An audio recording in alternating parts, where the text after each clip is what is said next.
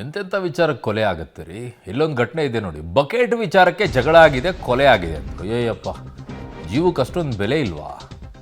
Bucket ವಿಚಾರಕ್ಕೆ ಗಲಾಟೆಯಾಗಿ ಕೊಲೆಯಲ್ಲಿ ಅಂತ್ಯವಾಗಿರುವಂಥ ಘಟನೆ ಬೆಂಗಳೂರು ಹೊರವಲಯ ಆನೇಕಲ್ನಲ್ಲಿ ನಡೆದಿರುವಂಥ ಘಟನೆ ಇದು.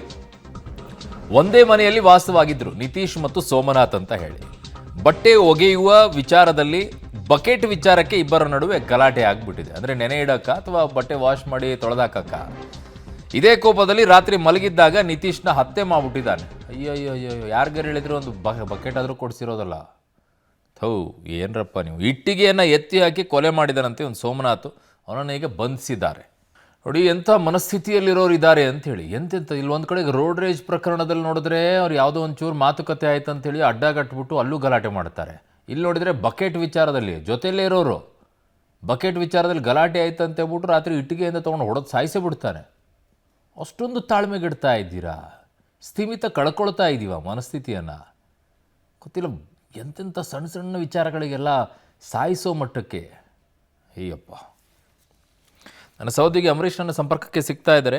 ಅಂಬರೀಷ್, ಏನ್ರಿ ಎಂತೆಂಥ ವಿಚಾರಗಳಿಗೆ ಕೊಲೆ ಆಗುತ್ತೆ ಅಂತ ಬಕೆಟ್ ವಿಚಾರಕ್ಕೆ ಕೊಲೆ ಮಾಡೋ ಮಟ್ಟಕ್ಕಾಗುವಂಥದ್ದು ಏನಿತ್ತು? ಎಷ್ಟು ವರ್ಷದಿಂದ ಜೊತೆಯಾಗಿದ್ರಿ ಇವರು?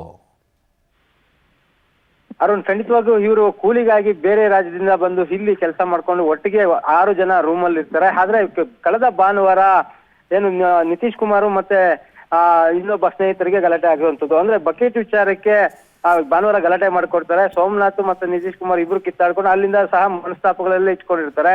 ಆದ್ರೆ ಎಲ್ಲ ಒಂದ್ ಕಡೆ ರಾತ್ರಿ 2:30 ಸಮಯದಲ್ಲಿ ಮಲಗಿರ್ಬೇಕಾದ್ರೆ ಏಕಾಏಕಿ ಸೋಮನಾಥ್ ಒಂದು ಆಲೂ ಬ್ಲಾಕ್ ಕಲ್ಲನ್ನು ತೆಗೆದು ಆತನ ತಲೆ ಮೇಲೆ ಹಾಕಿ ಅಲ್ಲಿಂದ ಪರಾರಿ ಆಗ್ತಾರೆ. ಆದ್ರೆ ಪಕ್ಕದಲ್ಲೇ ಮಲಗಿದಂತ 4 ಜನ ಸ್ನೇಹಿತರು ನೋಡಿದ ತಕ್ಷಣ ಆತನನ್ನ ಏನು ರಕ್ಷಣೆ ಆಸ್ಪತ್ರೆಗೆ ಕರ್ಕೊಂಡ್ಬಂದು ಬದುಕೋದಕ್ಕೆ ಪ್ರಯತ್ನ ಮಾಡ್ತಾರೆ. ಆದ್ರೆ ಆಸ್ಪತ್ರೆಗೆ ಬರೋ ಮಾರ್ಗ ಮಧ್ಯದನೆ ಆತ ಮೃತಪಟ್ಟಿರೋದು. ಈಗಾಗಲೇ ಬೆಂಗಳೂರು ಗ್ರಾಮಾಂತರ SP ಸಹ ಸ್ಥಳಕ್ಕೆ ಬಂದು ಪರಿಶೀಲನೆ ಮಾಡಿದ್ದಾರೆ. ಜೊತೆಗೆ ಸೋಮನಾಥ್ ಆರೋಪಿ ಈಗ ಆನೇಕಲ್ ಪೊಲೀಸರು ವಶಕ್ಕೆ ಪಡೆದು ವಿಚಾರಣೆಯನ್ನ ಮುಂದುವರಿಸಿರುವಂತದ್ದು. ಅಂದ್ರೆ ಮೇಲೆ ಈಗ ಪೊಲೀಸರು ಹೇಳೋ ಪ್ರಕಾರವಾಗಿ ಮೊದಲಿಗೆ ಒಂದು ಬಕೆಟ್ ವಿಚಾರಕ್ಕೆ ಈ ಗಲಾಟೆ ಆಗಿದೆ. ಹಾಗಾಗಿ ಅದೇ ದ್ವೇಷದ ಹಿನ್ನೆಲೆ ಕೊಲೆ ಆಗಿದೆ ಅನ್ನೋದನ್ನ ಈಗ ಪೊಲೀಸರು ಖಚಿತಪಡಿಸಿರುವಂತದ್ದು. ಅರುಣ್.